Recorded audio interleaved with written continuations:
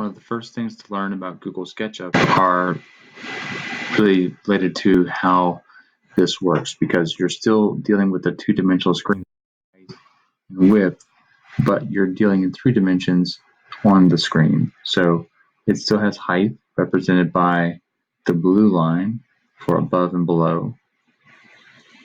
It has width represented by the red line for left and right, and it has depth represented by the green line for front and back.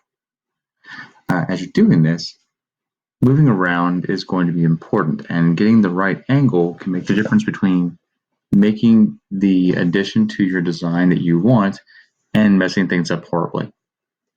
So to help you out, there's some great view tools that are right here at the top.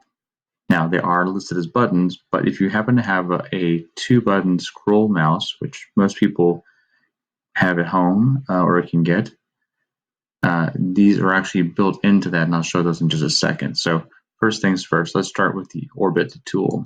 The Orbit tool allows you to click and drag and rotate to view around something, either from below it, above it, or around the sides. The Pan tool lets you click and drag to slide it over and just move a piece that you're doing over one way or up or down. You notice I'm not going around it, I'm just going side to side. And then the Scroll, or the Zoom, lets you go in closer or pull back to see the overall project. The last one is kind of nice, Zoom Extents. Click it, and whatever's on the screen that you've made will fit into one window. Now, I said it is easier with a 2-button scroll wheel mouse because you don't have to keep clicking back over here. If I wasn't using one of those, I would have to, if I was drawing something using the pen tool or the shape tool and then wanted to change my view, I'd have to come click back on this one, change the view, click back on the tool.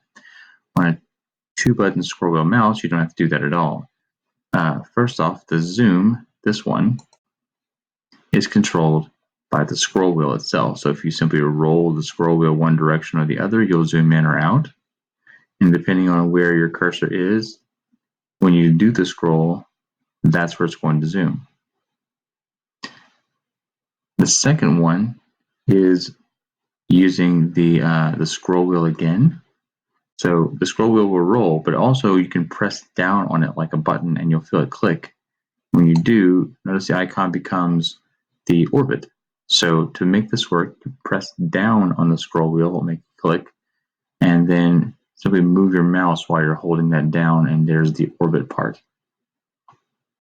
The last one is the pan, and the pan works in that you have to hold down not only the scroll wheel button, but also have to hold down the shift key on your keyboard. So if I hold down the scroll wheel button, see there's the orbit. Now I hold down the shift key on the keyboard and it becomes pan, and I can slide and move. So all of those can be done without switching out of the drawing and building tool that you're using while you're making things.